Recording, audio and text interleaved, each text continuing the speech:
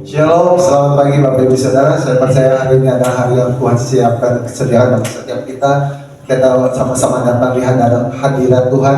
Kita datang dengan persembahan kita, hidup kita, tubuh roh jiwa kita, supaya boleh menjadi persembahan yang hidup, yang kudus dan yang berkenan bagi Tuhan. Percayalah Tuhan hadir di tempat ini, kuasanya sungguh-sungguh bekerja di tempat ini. Hadirat Tuhan memenuhi setiap kita tempat ini. Datang dengan segenap hati kita, datang dengan segenap kerinduan kita. Siapkan hati kita lebih lagi. Nanti kita boleh sama-sama datang mempersembahkan yang terbaik bagi hari ini. Kami bersyukur Tuhan, kami berterima kasih kepada Engkau Tuhan. Hari yang terbaik Tuhan, hari yang luar biasa Tuhan berikan sediakan bagi setiap kami. Kau berikan kepada setiap kami kepercayaan Tuhan. Kau berikan kami hidup Tuhan. Terima kasih ya Tuhan. Kami bersyukur Tuhan, kami boleh bangun Tuhan. Kami boleh beraktivitas seperti biasa Tuhan. Tubuh kami sehat Tuhan. Tubuh kami kuat Tuhan. Kami hidup bersuka cita Tuhan. Terima kasih Tuhan semua karena anugerah-Mu. Pagi hari ini Tuhan kami datang di hadapan Engkau Tuhan. Kami bawa Tuhan hidup kami Tuhan sebagai suatu persembahan yang hidup, yang kudus dan yang berkenan bagi-Mu Tuhan. Inilah persembahan kami Tuhan. Inilah pujian kami, penyembahan kami Tuhan. Sebagai suatu korban yang hidup Tuhan di atas mezbah. Terima kasih ya Tuhan. Kami percaya Tuhan hadir Tuhan di tempat ini Tuhan. Kuasa-Mu sungguh-sungguh bekerja Tuhan di tempat ini Tuhan. Kau singkirkan Tuhan segala keburukan Tuhan. Kau singkirkan segala kuasa-kuasa kegelapan roh jahat Tuhan tempat ini Tuhan. Dan Kau diami Tuhan, Kau hiasi ya Tuhan dengan hadirat-Mu, dengan kasih Tuhan. Terima kasih ya Tuhan. Kami Tuhan percaya Tuhan Kau bertahta, Kau bekerja, Kau memberkati hidup kami Tuhan. Dalam nama Tuhan Yesus, inilah ibadah kami. Kami mau serahkan dan persembahkan di hadapan Kau Tuhan. Hanya dalam nama Tuhan Yesus. Amin. Amin. Amin.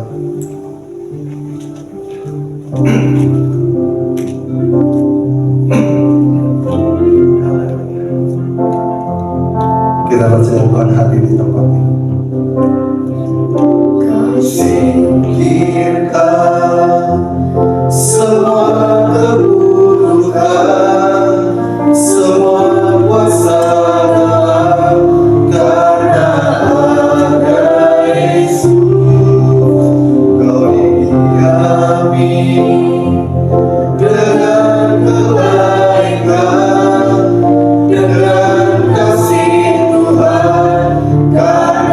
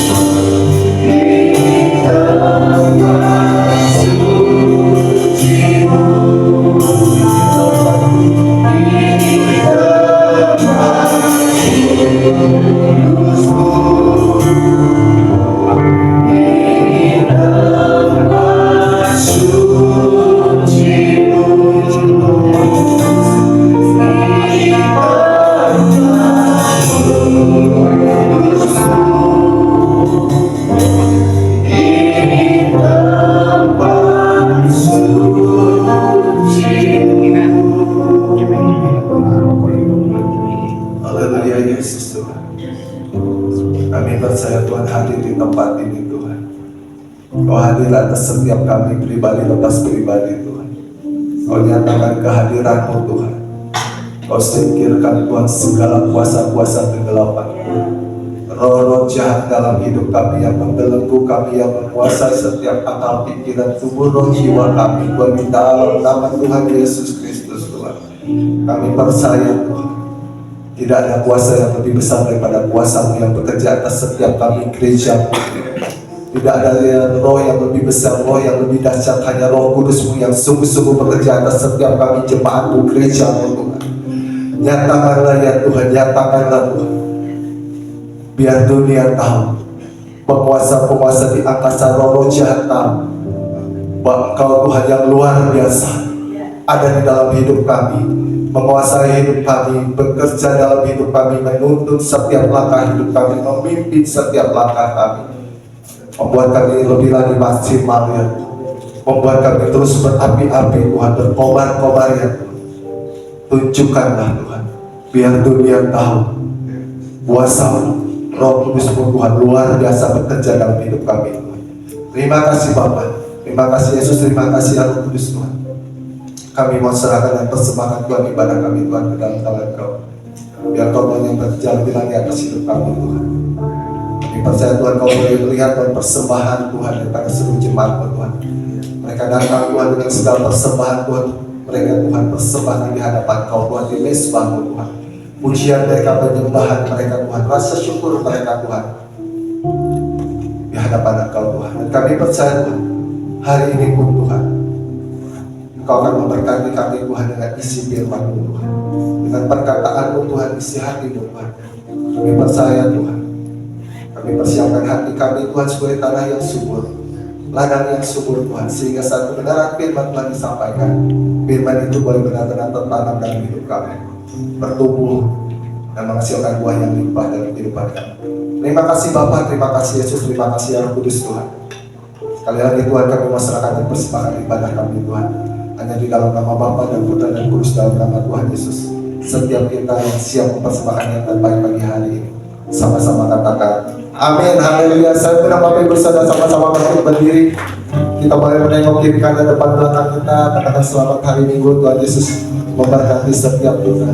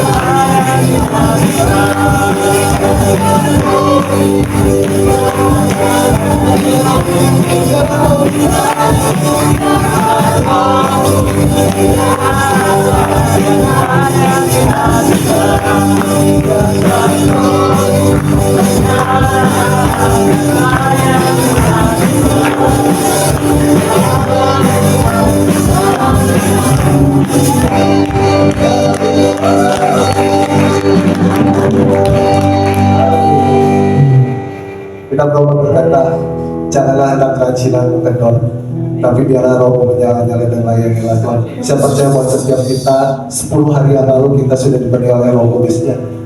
Tuhan memberikan kita kuasa kepenuhan Roh Kudus hanya untuk kita boleh melayani pekerjaan Tuhan. Jadi mari kita semua yang sudah dipenuhi oleh Roh Kudus, mari kita layani Tuhan. Mari terus berkobar-kobar melayani pekerjaan Tuhan di tempat ini. Baik, silakan duduk Bapak Ibu Saudara. Saat ini kita akan mendengarkan kebenaran firman Tuhan. Siapkan hati kita dalam doa.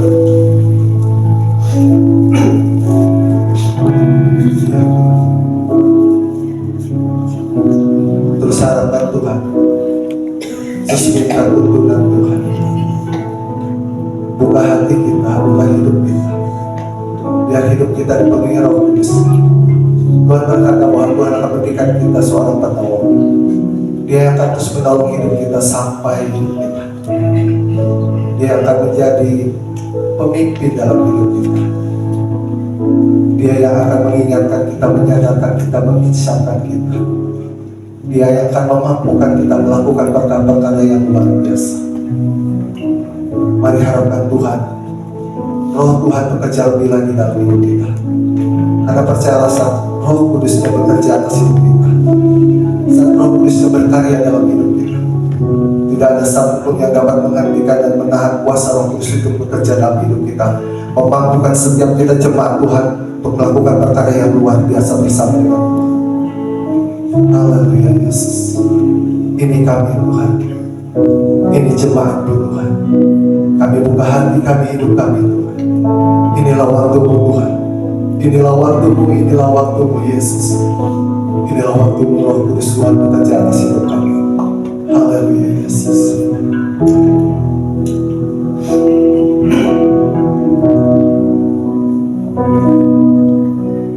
Bila Roh-Mu bekerja,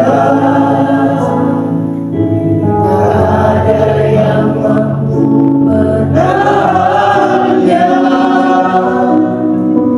Pribadi yang malu peduli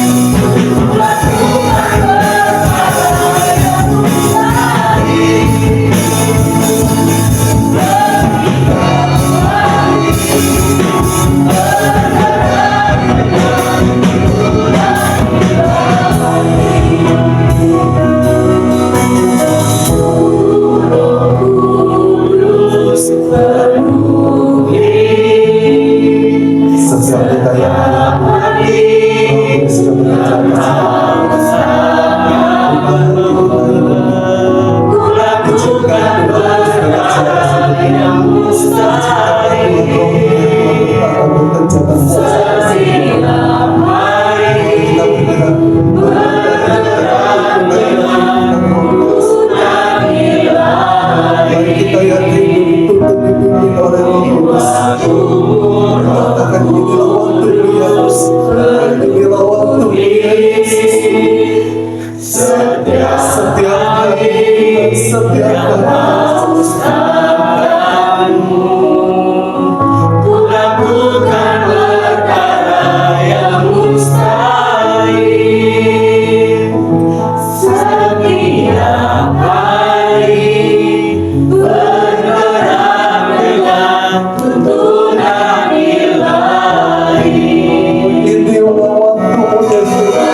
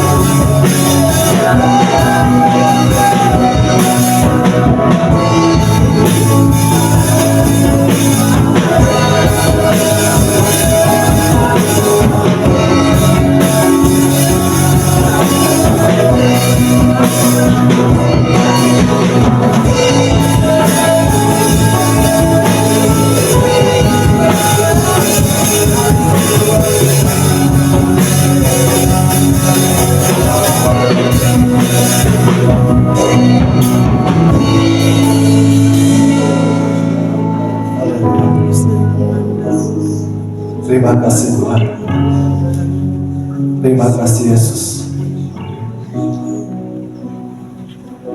Kami bersyukur Tuhan. Kami punya Tuhan yang luar biasa. Tuhan yang dahsyat, Tuhan yang ajaib Tuhan. Kami bersyukur Tuhan. Kami sudah mengalami kepenuhan Roh Kudus Tuhan. Kami dipenuhi Roh Kudus Tuhan. Dan inilah waktunya Tuhan. Inilah saatnya Tuhan. Kau ingatkan, kau sadarkan setiap kami ya Tuhan, bahwa kami yang sudah mengalami kepenuhan Roh Kudus, kami yang sudah dipenuhi Roh Kudus Tuhan, bahwa kami harus melayani Engkau Tuhan, melayani pekerjaanmu lebih lagi Tuhan. Kami percaya Tuhan, saat kami sungguh-sungguh Tuhan dan mau sungguh-sungguh melayani Engkau, melayani pekerjaanmu Tuhan, ada satu Tuhan oknum yang tidak senang Tuhan, yang akan menghentikan kami Tuhan untuk melayani dan mengasihi Engkau Tuhan. Tapi kami percaya di dalam nama Tuhan Yesus Kristus Tuhan, saat Roh-Mu bekerja, saat Roh-Mu berkarya dalam hidup kami Tuhan, tidak ada satupun yang dapat menghentikan kami untuk mengasihi Engkau Tuhan. Tidak ada satupun yang dapat menghentikan kami Tuhan untuk melayani Engkau lebih lagi Tuhan. Kami percaya Tuhan di dalam nama Tuhan Yesus Kristus Tuhan, Roh yang luar biasa, Roh Kudus Tuhan dicurahkan ke seluruh jemaat Tuhan saat ini di tempat ini. Roh Kudus Tuhan, Roh yang berapi-api Tuhan, Roh yang siap melayani Engkau, Roh yang siap terus melayani Engkau, Roh yang terus siap mengasihi Engkau Tuhan, mencintai Engkau Tuhan, sungguh-sungguh Tuhan di dalam Engkau. Sekali lagi Tuhan, tidak ada kuasa yang dapat menghentikan kami Tuhan untuk melayani Engkau, melayani pekerjaanmu, melayani dan mengasihi Engkau Tuhan. Terima kasih ya Tuhan, kami percaya Tuhan, kuasa-Mu sungguh-sungguh bekerja atas setiap kami. Terima kasih ya Tuhan, kami siapkan hati kami, tubuh roh jiwa kami Tuhan, yang kami boleh mendengarkan kebenaran firman-Mu Tuhan pagi hari ini. Kami percaya Tuhan, apapun yang disampaikan oleh hamba-Mu semua berasal daripada Engkau Tuhan.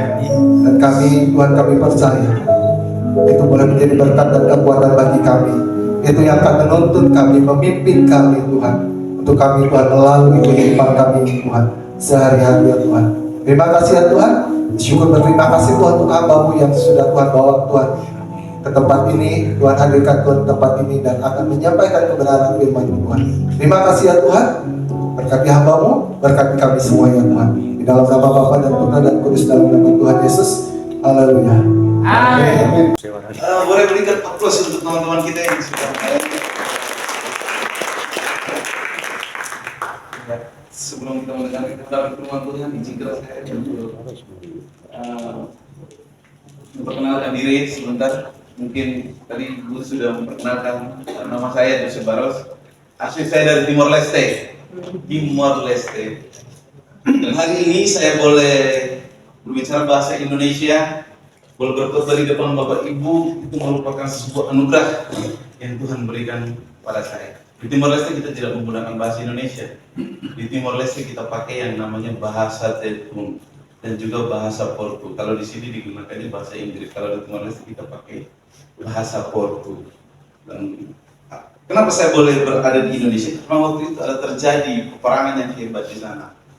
Sana Timor Leste itu pengen berdiri sendiri, merdeka sendiri seperti itu.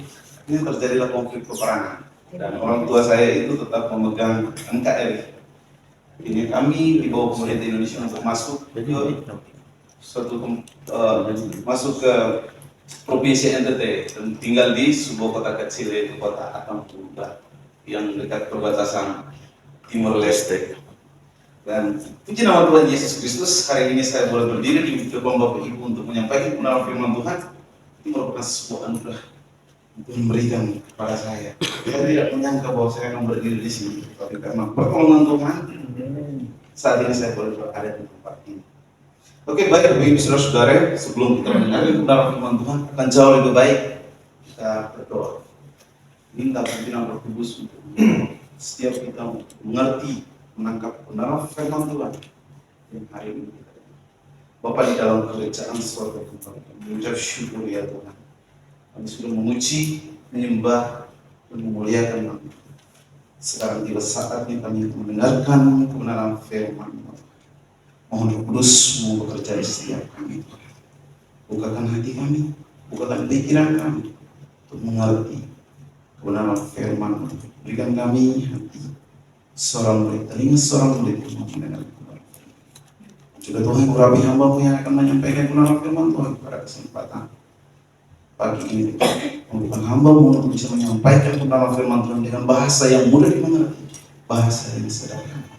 Dalam nama Tuhan Yesus Kristus, setiap kita yang percaya katakan amin. Oke, baik Bapak Ibu Saudara-saudara, hari ini kita akan berbicara mengenai, boleh dimunculkan PPT saya? Ya, hari ini kita akan berbicara mengenai hidup dalam pimpinan Roh Kudus. Jadi berbicara mengenai pimpinan Roh Kudus, kita akan berbicara mengenai satu oknum atau satu pribadi dari Allah. Kita percaya Allah Tritunggal, dan ini adalah satu oknum. Jadi Allah Bapa, Allah Anak Yesus Kristus, dan Allah Roh Kudus. Dalam hakikatnya satu, yaitu Allah. Seperti itu. Dan pada waktu Yesus masih hidup bersama dengan para murid, dia menjanjikan Roh Kudus itu kepada para murid.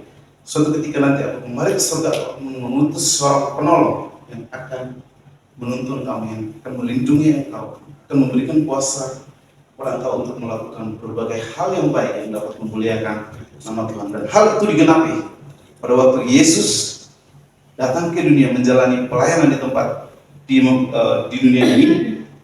Yesus ditangkap, disalibkan, dan mati dikuburkan. Dan pada waktu bangkit, yang menangkap itu kepada para murid, hidup selama 40 hari bersama dengan para murid. Namun waktu Yesus naik ke surga, curahkan Roh Kudus turun di atas para murid. Ketika para murid memiliki menerima kuasa kepenuhan Roh Kudus itu, mereka sanggup melakukan perbuatan yang besar. Waktu Petrus berkhotbah, 3.000 orang menjadi percaya, dan 3.000 orang pastinya masuk di ruangan ini tidak cukup, pasti sangat banyak. Itulah kuasa daripada Roh Kudus. Dan hari ini kita akan berbicara mengenai pribadi Roh Kudus itu.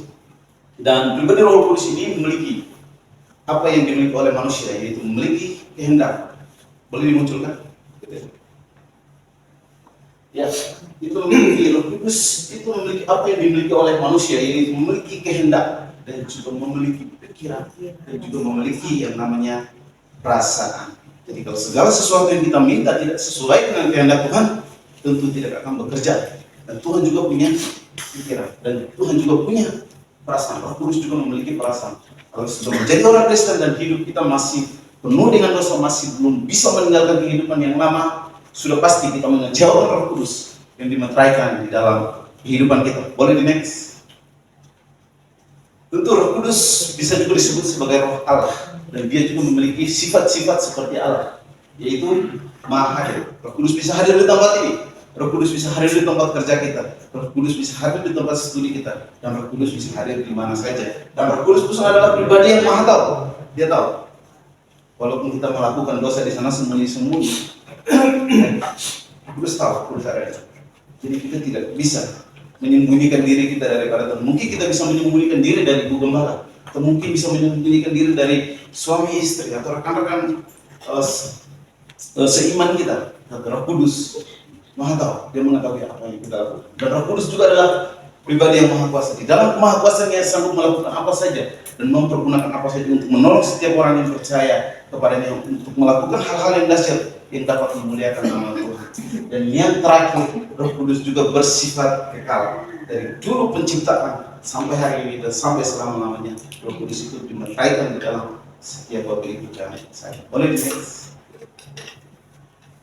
Tujuan daripada Roh Kudus yang Tuhan meteraikan di dalam diri kita, yaitu hidup dalam kebenaran Allah. Roh Kudus itu akan menolong kita untuk hidup di dalam kebenaran Allah, yaitu hidup di dalam kesucian, kekudusan, hidup di dalam pertobatan, dan juga memberikan kita kemampuan untuk mengerti kehendak Allah. Jadi menjadi orang Kristen itu iman dulu baru logika. Kalau logika kita pakai, tentu iman itu tidak akan berguna, itu tidak akan mengerti. Kita percaya dulu Tuhan, baru minta Tuhan beri kita kemampuan, hikmat untuk mengerti kebenaran firman Tuhan itu. Tapi kalau pakai logika untuk mengukur kebenaran firman Tuhan, saya bisa pastikan hari ini kita tidak ada di sini. Karena tidak masuk logika. Jadi kekristenan, iman di atas baru ada logika itu. Ya, jadi percaya dulu Tuhan, baru minta Tuhan berikan hikmat, berikan kemampuan untuk mengerti kebenaran firman Tuhan itu. Dan yang terakhir, hidup penyerahan total kepada Tuhan ketika mengambil keputusan untuk percaya kepada Tuhan, menyerahkan diri, siap menyerahkan diri kepada Tuhan, hidup di dalam pimpinan Roh Kudus, tidak lagi hidup menggunakan manusia yang lama, tetapi hidup menggunakan manusia yang baru, dalam artian meninggalkan dosa itu. Boleh di next. Ya, kita merenungkan bersama-sama Efesus pasal 5 ayat 15 sampai ayat 18. Saya sudah menyediakan teks Alkitab di sini. Kalau untuk Bapak Ibu yang tidak membawa Alkitab, boleh membaca itu. Saya mengizinkan Bapak Ibu untuk membaca teks yang sudah saya sediakan. 1, 2, 3.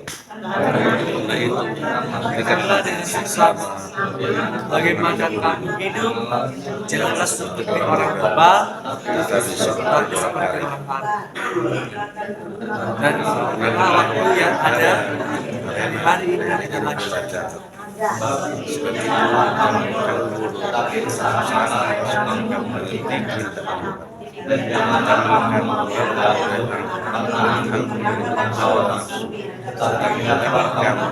Dengan roh.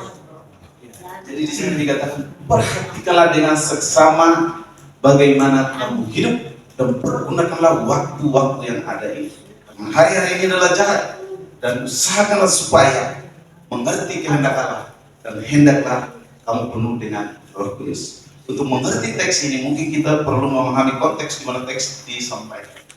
Yaitu teks ini ditulis ditujukan kepada jemaat di Efesus. Saya tidak tahu kota Kuningan itu seperti apa, tetapi kalau kita coba lihat di kota Jakarta atau kota Bandung, tentu di sana banyak hal yang terjadi, dari hal baik sampai kepada hal yang buruk, dari usaha yang baik sampai usaha yang buruk, dari bisnis yang baik sampai bisnis yang buruk. Dan di sana juga terjadi yang namanya kriminalisasi, itu terjadi di kota-kota besar, dan juga terjadi yang namanya rasisme itu terjadi. Dan juga intoleransi itu seperti yang kita lihat terjadi hari-hari di gereja dibangun di mana ditutup seperti itu. Bahkan gereja kan mengajarkan orang, mendidik orang untuk hidup di dalam kebaikan. Tetapi karena sebagian oknum tidak mengerti tentang hal itu, akhirnya mereka menghalalkan segala cara untuk melakukan hal-hal yang merugikan sebagian dari warga-warga yang ada di Indonesia ini. Dan untuk mengerti teks ini mungkin saya perlu melihat ke teks di mana ditujukan, yaitu waktu Paulus menuliskan surat ini, Paulus hidup di dalam penjara. Dia menuliskan ditujukan kepada jemaat yang dirintiskan di kota Efesus. Nah, kota Efesus, saya sedikit menggambarkan kota Efesus itu seperti apa. Kota Efesus adalah kota yang cukup besar pada masa itu, dan kota yang terpenting pada masa itu. Dan banyak imigran yang masuk ke sana karena di sana itu terjadi yang namanya bisnis itu lancar, dan juga usaha itu di sana lancar. Dan tentunya banyak orang menuju ke sana. Dan kota itu juga terkenal dengan penyembahan berhala. Itu penyembahan dewa-dewi. Salah satu dewi yang paling terkenal yaitu Dewi Artemis, yaitu dikenal dengan Dewi Perlindungan dan Dewi Kesuburan. Kenapa bisa katakan Dewi Perlindungan dan Dewi Kesuburan? Karena kota Efesus pada masa itu adalah kota yang subur. Sehingga mereka mengatakan kota ini subur karena ada Dewi Artemis, yaitu dewi yang paling terkenal. Ya, jadi tentu untuk memberitakan Injil di sana sangat tidak mudah para murid untuk memberitakan Injil di sana. Injil pun kalau diberitakan pasti saya bisa percaya tidak akan bertumbuh karena di sana dicampur aduk. Banyak pemahaman, banyak budaya, banyak juga keyakinan yang tidak sesuai dengan kebenaran firman Tuhan. Dan hebatnya Rasul Paulus, karena pertolongan Roh Kudus yang diberikan kepada Rasul Paulus berhasil memberitakan kebenaran firman Tuhan di Efesus. Dan Alkitab mencatat banyak orang menjadi percaya dan mengikuti Tuhan Yesus Kristus. Dan selama beberapa tahun kemudian Rasul Paulus ini harus ditangkap, dimasukkan di dalam penjara. Pada waktu hidup di penjara, Rasul Paulus itu menuliskan surat Efesus ini kepada jemaat di Efesus. Rasul Paulus ini, saya bisa pastikan dia mengkhawatirkan.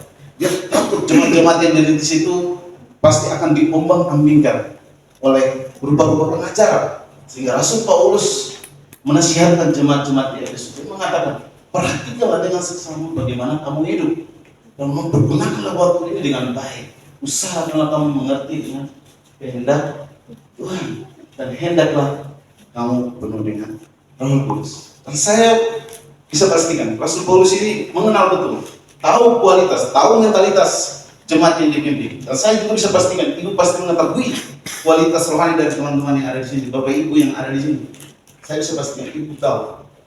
Sehingga Rasul Paulus dengan tegas, kalau kita baca dari keseluruhannya, Rasul Paulus menasihatkan dengan tegas kepada jemaat untuk hidup mengerti kehendak Tuhan, untuk mengerti hidup ketika sudah bertobat, mengambil keputusan untuk bertobat, harus hidup di dalam tuntunan Tuhan, harus hidup di dalam kebenaran firman Tuhan. Jadi dari pengalaman firman Tuhan ini, sebagai orang-orang Kristen, kita belajar sesuatu yang baru, yaitu menjadi orang Kristen yang baik, menjadi orang Kristen yang mengambil keputusan untuk mengikuti Kristus. Wajib bagi kita untuk meninggalkan dosa. Wajib bagi kita untuk meninggalkan kehidupan yang lama. Di dalam Kristus kita memperoleh kehidupan yang baru. Mungkin Bapak Ibu bertanya, wah, kita kan manusia ya, pasti jatuh bangun di dalam dosa itu pasti. Ya mungkin hari ini kita duduk di sini kita jadi kudus ya. Tapi kalau keluar dari tempat ini saya tidak bisa pastikan. Bisa saja kita melakukan dosa ini dan dosa itu. Dosa itu bisa saja melalui perkataan kita secara tidak langsung. Kita mengatakan ABC ke teman-teman kita, mungkin menurut kita baik, tapi itu bisa melukai. Dan itu pun bisa dikategorikan sebagai sebuah dosa, di mana hidup kita menjadi batu sandungan untuk orang-orang atau teman-teman atau keluarga kita atau saudara kita. Pada hari ini tips yang ingin saya mau bagikan agar sebagai anak Tuhan kita terus hidup di dalam tuntunan Roh Kudus, untuk hidup benar di hadapan Tuhan, hidup kudus di hadapan Tuhan. Boleh di next. Yang pertama, kita membutuhkan Roh Kudus. Jadi pentingnya peran Roh Kudus dalam kehidupan kita. Di sana saya mengutipkan Efesus pasal 1 ayat yang ke-13. Di sana dikatakan bahwa dalam Dia kamu juga, karena kamu telah mendengar firman kebenaran, yaitu Injil keselamatanmu. Di dalam Dia kamu juga. Ketika kamu percaya, perhatikan, ketika kita percaya, dimeteraikan Roh Kudus yang dijanjikannya. Jadi Bapak Ibu Saudara-saudari, semua kita punya Roh Kudus. Ketika kita mengambil keputusan untuk percaya kepada Tuhan, Tuhan akan memeteraikan Roh Kudus itu di dalam kehidupan kita. Tujuan Roh Kudus ditempatkan di dalam kehidupan kita untuk menuntun kita hidup di dalam pertobatan itu. Di sini saya menuliskan, wajib bagi kita untuk hidup meninggalkan dosa. Boleh di next? Ya, inilah dosa-dosa yang sering kali terjadi di dalam kehidupan realita. Boleh dibacakan Efesus Kolose pasal 3 ayat 5 dan 8. Saya mengizinkan Bapak Ibu untuk membaca. 1, 2, 3. Karena itu kita dalam dirimu segala sesuatu yang duniawi, yaitu gula, kenajisan, nafsu, jahat, kecaman, sama dengan ibadah. Kita masing-masing membuang semua sifat hidup lama yang ada dalam diri kita seperti marah,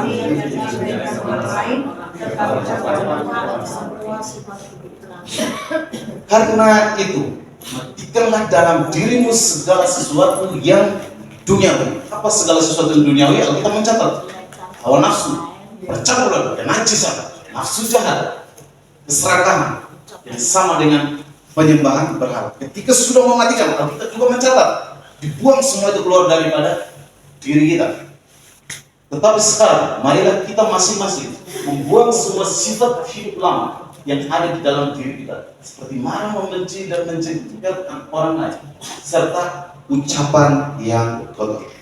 Itulah hidup di dalam pertobatan. Roh Kudus dicurahkan, Roh Kudus dimeteraikan di dalam kita untuk menolong kita hidup di luar hal ini. Hidup di dalam pertobatan. Hidup di dalam pertobatan, tidak lagi melakukan dosa A, dosa B, dosa C. Jadi keputusan ada di dalam kehidupan Bapak Ibu dan Saudara-saudara. Roh Kudus dimeteraikan, harus mengerti. Roh Kudus dimeteraikan untuk menolong kita hidup di dalam kebenaran. Boleh di next. Ya, sekarang yang kedua, mengizinkan Roh Kudus untuk memimpin setiap kita. Jangan membatasi Roh Kudus. Kita manusia ini manusia yang lemah, manusia yang terbatas. Mengizinkan Roh Kudus untuk bekerja di dalam diri kita, membuka hati kita, membuka pikiran kita, memohon Roh Kudus bangun pagi. Roh Kudus tolong saya, Roh Kudus pimpin saya untuk menjalani realita kehidupan ini. Kita perhatikan di dalam Efesus pasal 5 ayat yang ke-18. Dan janganlah kamu mabuk oleh anggur, karena anggur menimbulkan hawa nafsu, tapi hendaklah kamu penuh dengan Roh Kudus. Kenapa di sini Rasul Paulus menyatakan hendaklah kamu penuh dengan Roh Kudus? Nah, seperti dari awal sudah saya jelaskan, saya bilang Roh Kudus ditaruh di dalam kehidupan kita, dipenuhi di dalam kehidupan kita untuk menuntun kita dari kebenaran kepada kebenaran untuk sampai kepada Allah. Adam dan Hawa pada waktu jatuh di dalam dosa itu karena pengaruh roh jahat. Roh jahat mempengaruhi orang untuk jauh daripada Tuhan. Roh jahat mempengaruhi orang untuk hidup di dalam kebenaran. Roh Allah menuntun orang kepada Allah. Pada waktu Adam dan Hawa jatuh di dalam dosa, mereka terpisah jauh dari Allah. Karena untuk dekat kepada Allah itu butuh yang namanya kekudusan. Tapi kalau orang hidup di luar kekudusan, sudah itu saya maaf untuk mengatakan ini. Sekalipun kita duduk di tempat ini, angkat tangan pujian penyembahan, nangis sampai air mata keluar darah biru, kita tidak bisa mendekatkan diri kepada Tuhan. Mungkin tetangga kita, mungkin teman-teman kita melihat hari ini kita beribadah, tetapi sebenarnya hidup kita jauh daripada Tuhan. Jadi sebagai orang anak-anak Tuhan, kita perlu mengoreksi setiap kehidupan kita yang buruk. Cobalah buang daripada kehidupan kita, menggunakan kehidupan yang baik. Dan pada waktu Adam dan Hawa hidup di dalam dosa, tidak ada yang bisa menyelamatkan itu. Tuhan mengutuskan anaknya yang tunggal datang ke dunia untuk menghancurkan kuasa dosa ini, mengangkat kita dari sampah yang menjijikan, mendaur ulang menjadi sampah yang baik yang bisa dipergunakan. Yaitu contoh seperti seorang pemulung memungut sampah-sampah plastik ini, itu kan sudah tidak dipakai. Begitu si pemulung ini mengut, terus itu dikumpulkan, akhirnya dibawa ke tempat produksi, didaur ulang menjadi baik. Nah, kita itu seperti itu.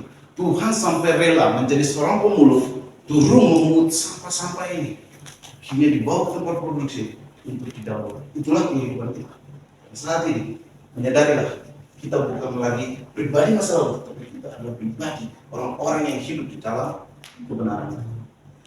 Ya, jadi tujuan daripada Roh Kudus Tuhan tempatkan di dalam kehidupan kita, yaitu untuk menuntun kita hidup di dalam pertobatan. Boleh di next?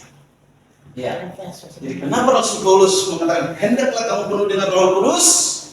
Karena Roh Kudus akan memimpin kita dari kebenaran kepada kebenaran untuk sampai kepada Allah. Dan yang kedua, dan Roh Kudus juga akan memampukan kita untuk menghadapi perjalanan kehidupan kita sehari-hari. Saya setiap pagi bangun, saya selalu berdoa, Tuhan, mohon Roh Kudus-Mu yang Engkau berikan itu menuntun kehidupan saya. Sekalipun saya mahasiswa teologi, tapi kita sebagai manusia pasti selalu aja banyak kesalahan. Tanpa sadar perkataan kita bisa menyakiti orang. Mungkin tanpa sadar tindakan-tindakan yang kita lakukan mungkin menurut kita baik, atau belum tentu menurut orang lain baik. Oleh sebab itu, izinkan Roh Kudus itu untuk memimpin, menuntun kita menjalani sebuah kehidupan yang baik, sehingga hidup kita ini tidak menjadi batu sandungan, melainkan hidup kita menjadi berkat untuk sesama kita manusia. Boleh di next? Sekarang yang ketiga, memahami tujuan Roh Kudus yang dimeteraikan dalam diri kita. Inilah tujuan daripada Roh Kudus secara spesifik. Tujuan daripada Roh Kudus yang dimeteraikan dalam diri kita. Pertama, mencari penolong yang setia untuk menyertai kita. Jadi pada waktu Yesus masih bersama dengan para murid, dia mengatakan itu. Dia berjanji kepada para murid, pada saat nanti aku akan kembali ke surga, aku akan mengutus seorang penolong yang lain, yaitu Roh Kudus, untuk menolong. Kata menolong ini bisa dipakai dalam berbagai kondisi situasi, baik itu dalam pekerjaan, sekolah, studi. Minta Roh Kudus itu. Seperti yang tadi sudah saya bilang di awal, Roh Kudus itu adalah pribadi yang maha kuasa. Di dalam kemahakuasaan yang sanggup melakukan apa saja dan mempergunakan apa saja untuk menolong orang-orang yang hidup bergantung penuh kepada Tuhan. Dan yang kedua, menuntut kita hidup di dalam kekudusan, kesucian. Yang ketiga, memberi kita hikmat, seperti yang sudah saya sampaikan tadi. Iman, baru pengertian. Kita percaya kepada Tuhan, baru minta Roh Kudus itu menolong kita untuk mengerti. Dan yang terakhir, memberi kita kuasa, kemampuan untuk bersaksi tentang berita keselamatan Injil.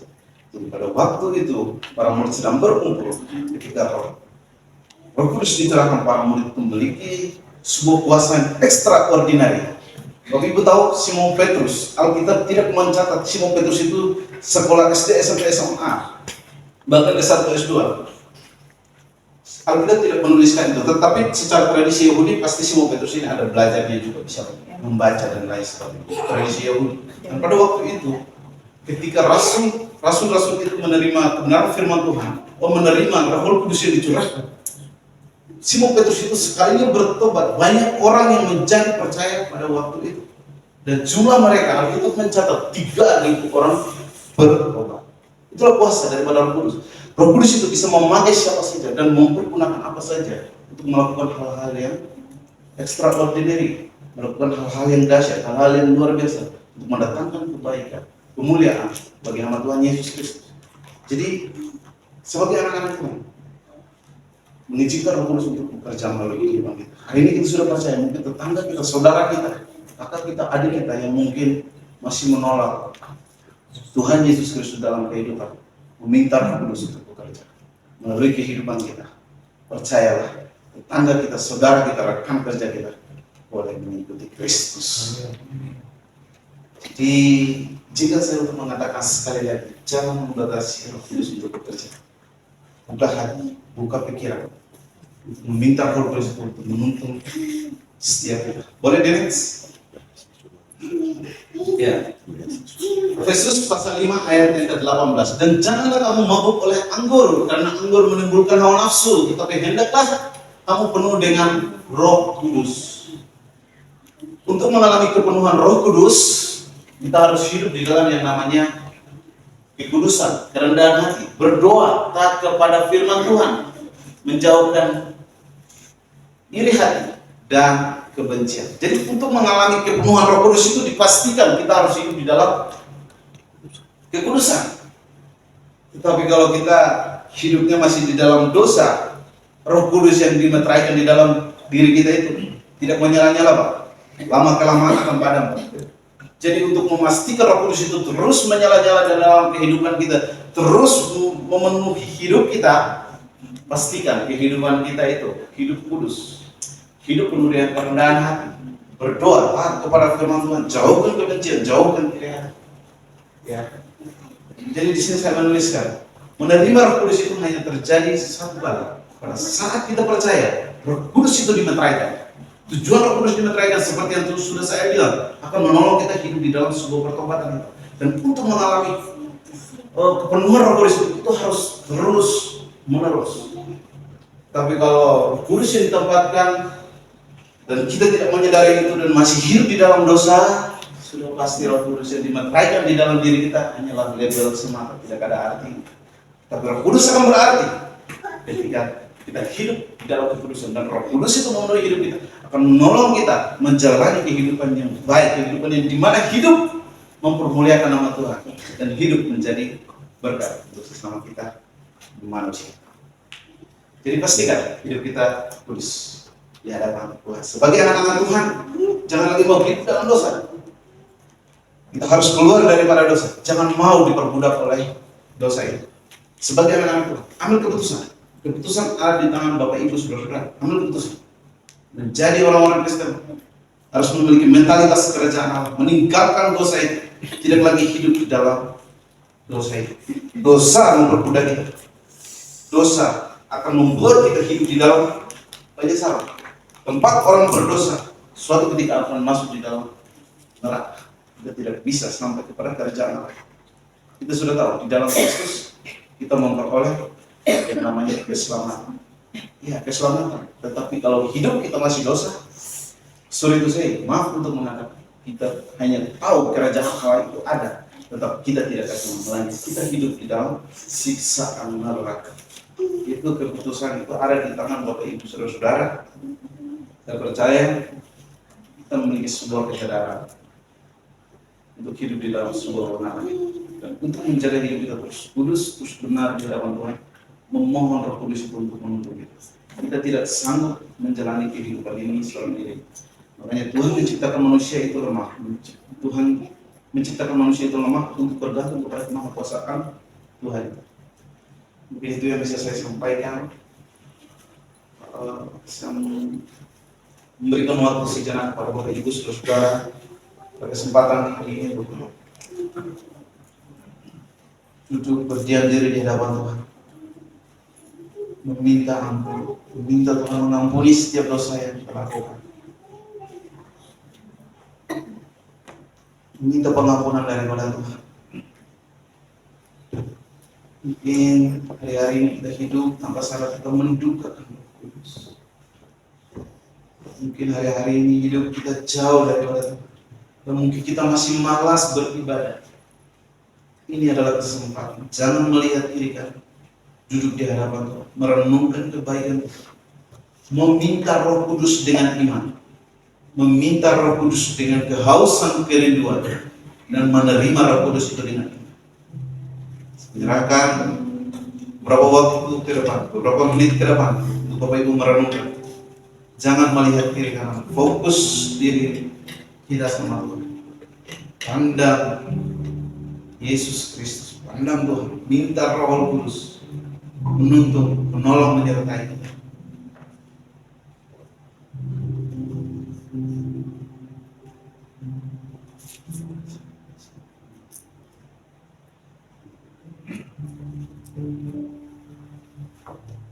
Ambil waktumu sama Tuhan. Ambil waktumu sama Tuhan. Minta pengampunan daripada Tuhan. Kita adalah anak-anak Tuhan, orang-orang yang percaya kepada Tuhan Yesus Kristus. Saat kita percaya, Roh Kudus dimeteraikan untuk kita hidup di dalam kekudusan itu. Mungkin saat ini kita hidup masih mendudukan Roh Kudus.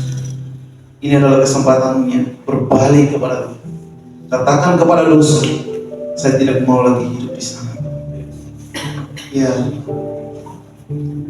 Tuhan Yesus Kristus.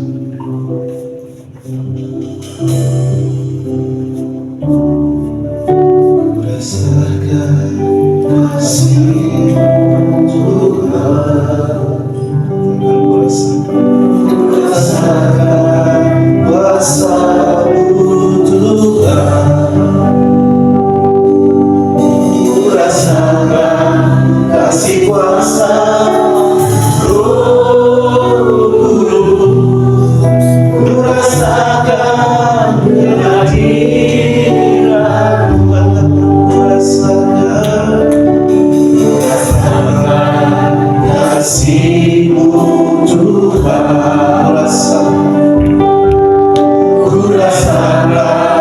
kuasa-Mu Tuhan. Rasakan kasih kuasa Roh Kudus. Rasakan kehadiran Tuhan. Rasakanlah kuasa-Mu Tuhan. Mujizat terjadi di tempat ini.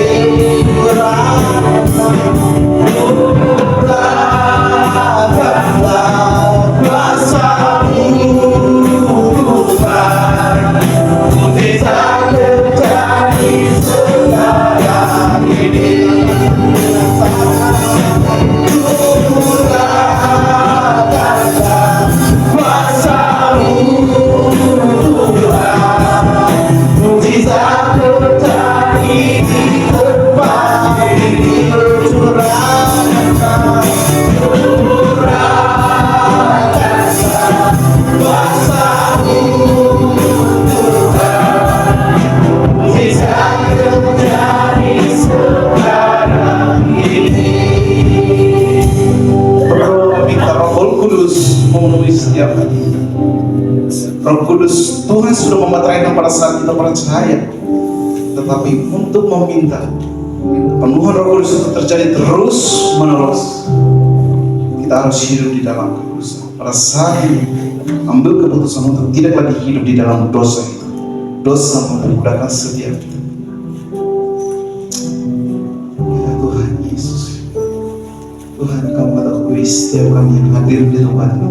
Kami mohon Roh Kudus memimpin kami, menyertai kami Tuhan, membentuk kami menjadi pribadi yang dimana hidup benar di dalam hidup memuliakan nama-Mu ya Tuhan Yesus. Ya Tuhan, kami memohon Roh Kudus memenuhi setiap kami.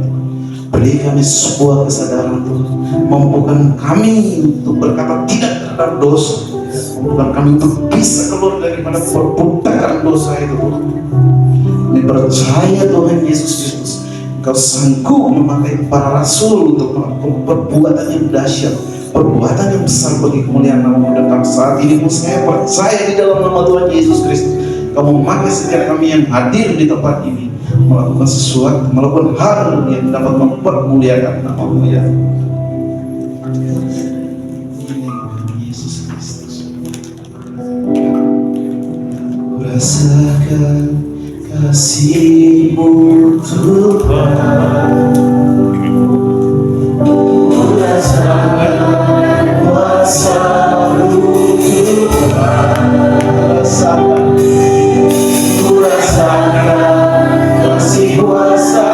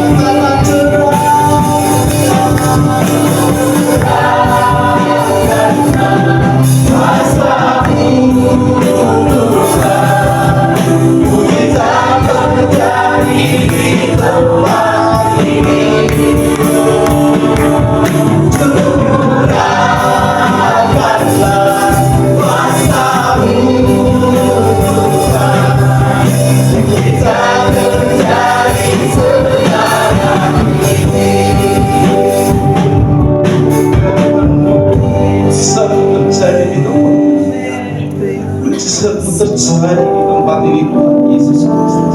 Memohon Roh Kudus-Mu Tuhan menyala-nyala di dalam hidup kami Tuhan, menuntun kami percaya Roh Kudus yang Engkau meteraikan di dalam kehidupan kami, menuntun kami dari kebenaran kepada kebenaran, menuntun kami di dalam kekudusan kepada kekudusan untuk sampai kepada Allah yang kudus.